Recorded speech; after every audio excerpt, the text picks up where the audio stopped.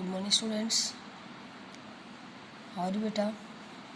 I hope you are doing your work on regular basis, and I am reading your 6th chapter, Poets and Pancakes, and I have completed this chapter up to this para in the 4th video, and it's your 5th video. I am carry on the chapter, so listen carefully.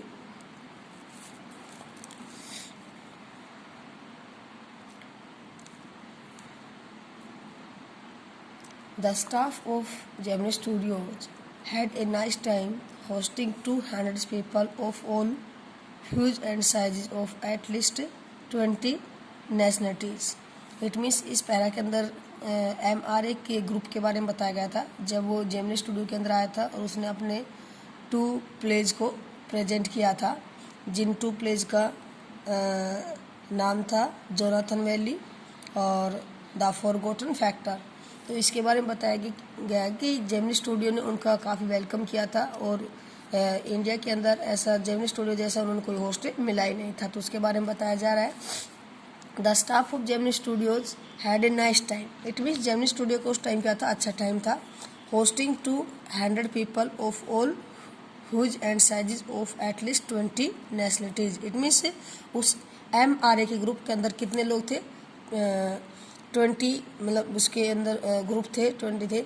और whose and sizes का meaning होता है कि हर type का बंदा, it means healthy भी था, कमज़ोर भी था, मतलब इस टाइप का होता है, हर साइज़ का बंदा। तो जेमिनी स्टूडियो के जो 200 जो पीपल थे उन्होंने मतलब 20 लोगों को क्या किया था, होस्ट किया था, उनका वेलकम किया था। It was such A change from the usual collection of crowd player. It was such A change from the usual collection.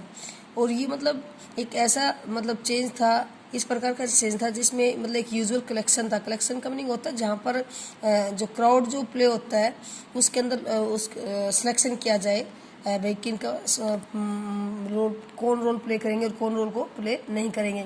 It was a change from the usual collection of crowd players. ये crowd players के collection change था।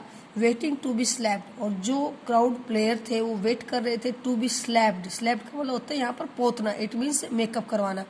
To be slapped with thick layer of makeup by the office boy, यानी कि जो crowd players थे वो wait कर रहे थे ऑफिस बॉय के द्वारा अपने मेकअप करवाने के लिए इन द मेकअप डिपार्टमेंट के अंदर। ए फ्यू मंथ्स लेटर, जस्ट उसके बाद the telephone lines, it means ये MRA का जो उन्होंने अपना 2 प्लेज को प्रेजेंट किया था जेमिनी स्टूडियो के अंदर, और जेमिनी स्टूडियो के मेंबर्स ने किस प्रकार उनका एंजॉय किया था और किस प्रकार उनका होस्ट किया था, वेलकम किया था, उसके बारे में इस पैरा में सीन बताया गया। तो आप MRA के पैराग्राफ को भी आप अंडरलाइन कर लेना बेटा, इट्स मोस्ट इम्पोर्टेंट। और नेक्स्ट लास्ट है आपका चैप्टर, इसके अंदर एक इंग्लैंड के पोइट के बारे में बताया जा रहा है जो अपने एक स्पीच के लिए वहाँ पर जेमिनी स्टूडियो के अंदर आया हुआ है। तो कैसे जो नरेटर है अशोका मित्रन, वो इसके बारे में बता रहा है।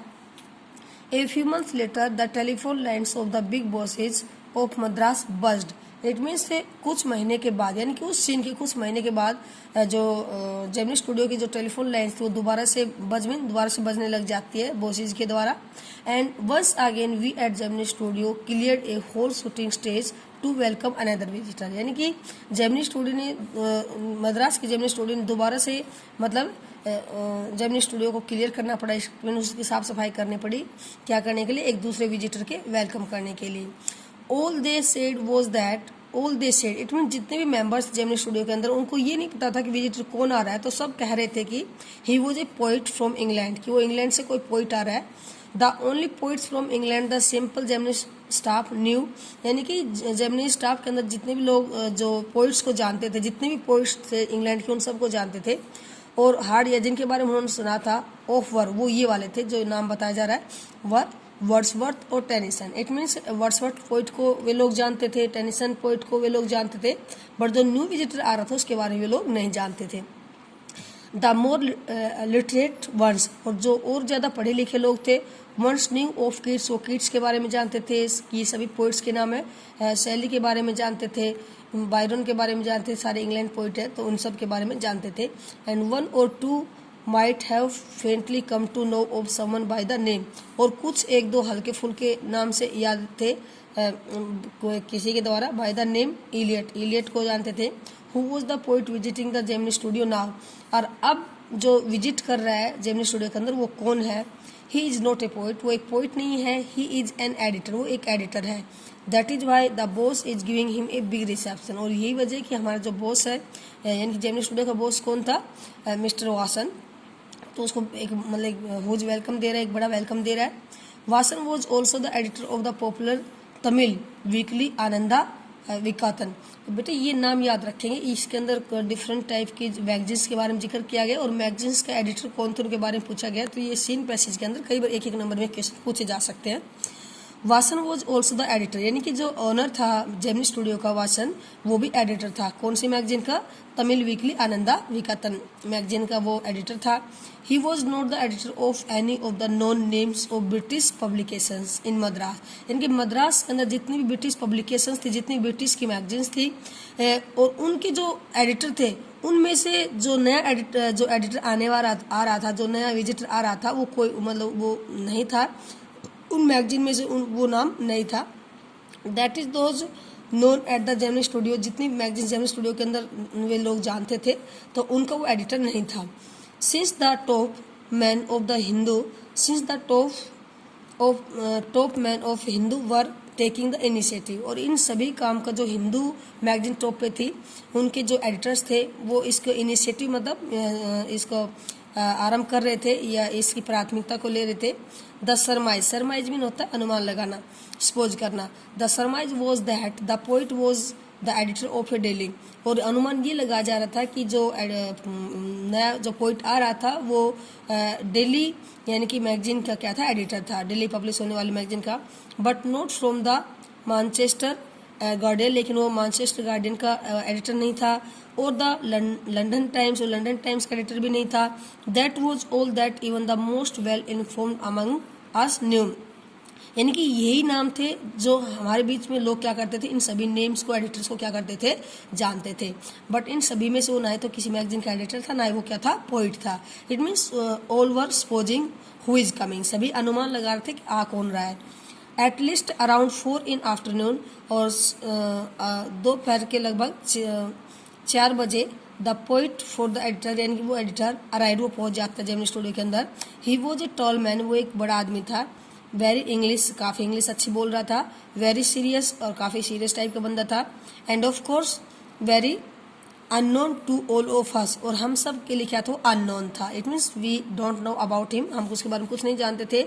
Battling with half a dozen pedestal fans on the shooting stage, battling with half a dozen pedestal fan का मीनिंग होता है जैसे वो आपने शादी समारोह के अंदर देखे होंगे जो बड़े बड़े फैन लगे होते हैं नीचे, यानी कि धरती पे जो रखे हुए फैन होते हैं, लैंड के ऊपर रखे होते हैं, तो उनके लिए बोला गया। इट मीन्स उन सभी फैंस को, जो वहाँ पर फैंस लगे हुए थे लगभग 6-7 फैन, तो उनको क्रॉस करता हुआ वो शूटिंग स्टेज के ऊपर पहुँच जाता है। The boss read out a long speech, और जो बॉस है उसके वेलकम के लिए एक लंबी स्पीच को क्या करता है, रीड आउट करता है। It was obvious that he too knew precious little about the poet, it was obvious, और ये ऑब्वियस था, इट मीन्स नेचुरल था कि he too knew precious little about the poet, कि वो पोइट के बारे में कुछ थोड़ा बहुत जानता था, उस एडिटर के बारे में जानता था जो कि नया मेहमान था। The speech was all in the most general terms, but here and there it was peppered with words like freedom and democracy. The speech was all in the most general terms, यानी कि speech तो लगभग general थी, but here and there, यानी कि speech के अंदर कहीं ना कहीं it was peppered mean come out, यानी कि वर्ड्स को आना, विद वर्ड्स लाइक, यानी कि कहीं ना कहीं स्पीच के अंदर कौन से वर्ड्स को यूज किया जा रहा था, डेमोक्रेसी और फ्रीडम जैसे वर्ड्स को यूज किया जा रहा था। देन द पोइट स्पोक, उसके बाद जो नया विजिटर था, जो नया पोइट था, उसके स्पीच देने की टर्न आती, वो बोलना स्टार्ट करता है। He couldn't have addressed A more dazed and silent audience. यहाँ पर डेज्ड और साइलेंट ऑडियंस उसने जेमिनी स्टूडियो के मेंबर्स को बोला गया है, ठीक है।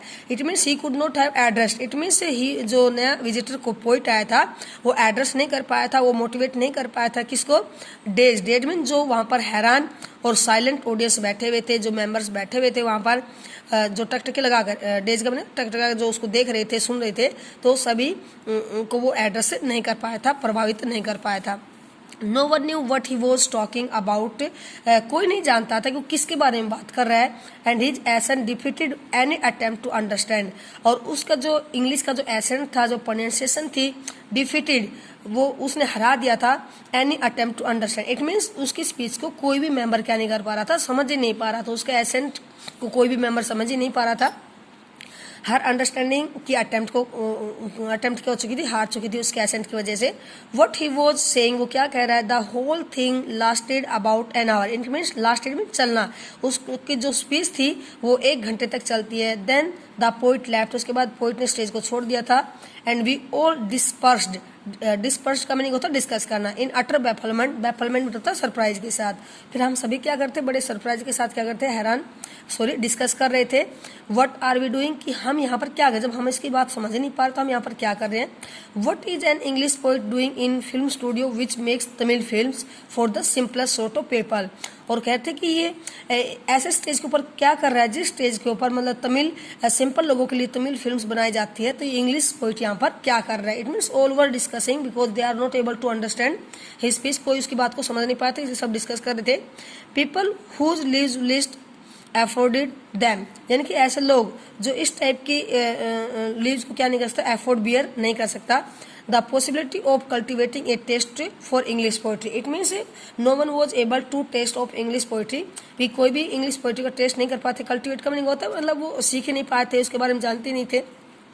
The poet look pretty baffled too, यानी कि हम ही हैरान नहीं थे, पोइट भी क्या था, बैफल्ड मीन एकदम थोड़ा सा हैरान था, थोड़ा सा बोचक्का सा था। क्यों हैरान था, क्योंकि उसने देखा कि सभी अनरेस्ट फील कर रहे हैं यहाँ पर, इट मीन्स की बात को कोई समझ ही नहीं पा रहा, तो उसको भी अच्छा नहीं लग रहा था। For he too must have felt the sheer incongruity मतलब unsuccessful of his talk, it means उस पोइट ने भी महसूस किया होगा कि उसकी जो बातों की जो असफलता थी, उसने उसको महसूस किया, इट मीन्स उसने अपनी स्पीच की असफलता को महसूस किया होगा। About the thrills and travels of an English poet, यानी कि इंग्लिश पोइट ने जितने भी अपने मतलब मेहनत की थी, अपने जितनी भी उसने इंटरेस्ट डाला था और अपने उसकी जितनी बातें थी, उन सभी की असफलता के बारे में उसने क्या किया होगा, महसूस किया होगा कि वो किस प्रकार असफलता लोगों को समझाने में। His visit remained an unexplained mystery, इस प्रकार उस पोइट की जो विजिट थी वो क्या रह गई थी, अनएक्सप्लेन्ड रह गई थी। It means no one know who is that person, कि वो कौन था, कोई नहीं जानता था, इस प्रकार उसका जो आना था वो एक मिस्ट्री, एक रहस्य बनकर रह गया था। इस वजह thank you, I will complete the chapter in next video.